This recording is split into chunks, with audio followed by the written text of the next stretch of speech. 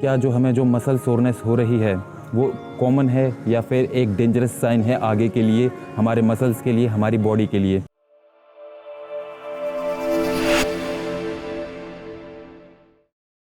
Hello friends, मैं अमित शर्मा। आज हम जिस टॉपिक पर बात करेंगे वो है मसल सोरनेस के ऊपर। क्या जो हमें जो मसल सोरनेस हो रही है वो कॉमन है या फिर एक डेंजरस साइन है आगे के लिए, हमारे मसल्स के लिए, हमारी बॉडी के लिए। तो सबसे पहले ये जान लेते हैं कि मसल सोरनेस कितने टाइप की होती है। मसल सोरनेस दो टाइप की होती है। एक होती है जो स्टार्टिंग में बिगिनर्स को होती है, जब लोगों ने स्टार्टिंग में जाना स्टार्ट किया है, और दूसरी होती है जो लोग रेगुलर वर्कआउट कर रहे हैं, रेगुलर रूटीन में वर्कआउट कर रहे हैं। जो बिगिनर्स को होती है मसल सोरनेस, वो जब ब्लड फ्लो उनके मसल में ज़्यादा होता है तो स्टार्टिंग में जो मसल होता है उस ब्लड फ्लो को टॉलरेट नहीं कर पाता, क्योंकि वो स्टार्टिंग में जाते ही या तो वो 1 आवर से ज़्यादा का वर्कआउट कर लेते हैं या वो हैवी वेट ट्रेनिंग करते हैं, जिसकी वजह से उनका मसल इतना सोर हो जाता है, इतना अनटॉलरेटेबल हो जाता है कि वो उस पेन को बर्दाश्त नहीं कर पाते, जिसके लिए वो पेन किलर खाते हैं, जिसके लिए वो आइस पैक करते हैं।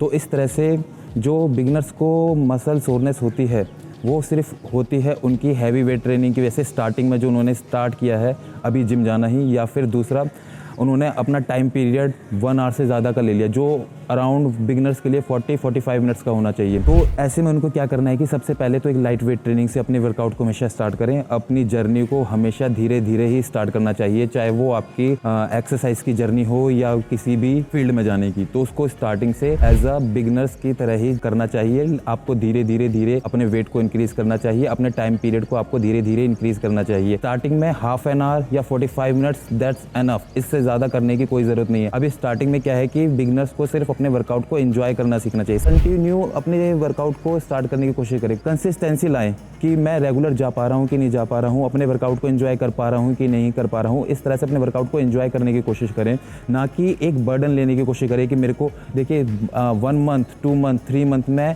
उनकी बॉडी चेंज नहीं होने वाली। अभी सिर्फ आपको बिगिनर्स को सिर्फ यही ध्यान में रखना है कि हमें रेगुलर वर्क करना है, हमें रेगुलर जिम जाना है। दूसरा, जो लोग रोज जिम जाते हैं या फिर उन्हें काफ़ी टाइम हो गया, उनके मसल में जो अभी भी सोरनेस हो रही है, वो जो सोरनेस हो रही है वो एक उनके लिए गुड साइन है, क्योंकि उन्होंने एक अच्छी वेट ट्रेनिंग करी है, अपने मसल को उन्होंने अच्छे से ट्रेन किया है, उन्होंने अपने मसल को एक कंफर्ट जोन से निकाला है। तो इसलिए उनकी बॉडी में जो मसल सोरनेस होती है वो एक गुड साइन है उनके मसल बिल्डिंग की तरफ। और दूसरा, जो रेगुलर जिम जाने वाले हैं वो ये ट्राई करते हैं कि स्ट्रेचिंग करने से हमारी मसल सोरनेस कम हो जाएगी। देखिए, स्टैटिक स्ट्रेचिंग से आपकी मसल सोरनेस का कोई लेना देना नहीं है। जो स्टैटिक स्ट्रेचिंग होती है वो होती है आपकी मसल की फ्लेक्सिबिलिटी के लिए, आपके जॉइंट्स फ्लेक्सिबिलिटी के लिए, आपका मसल अच्छे से काम करे। जो मसल सोरनेस पर जो इफेक्ट डाल सकती है वो है फोम रोलिंग। आप फोम रोलिंग को ऐड कर सकते हैं बिफोर वर्कआउट और आफ्टर वर्कआउट, जो आपके मसल सोरनेस को थोड़ा कम करे। अगर आपको ज्यादा मसल सोरनेस होती है या आपको ज्यादा वो टॉलरेट नहीं होती तो। अदरवाइज जो रेगुलर जिम जा रहे हैं उनको मसल सोरनेस हो रही है तो एक गुड साइन है उनके वर्कआउट के लिए, उनकी बॉडी के लिए, उनके मसल बिल्डिंग के लिए। तो ऐसा मसल सोरनेस अगर आपको हो रहा है रोज जिम जाने वालों को, तो इट्स गुड फॉर यू, ठीक है। तो बस मैं आपसे यही कहना चाहूंगा कि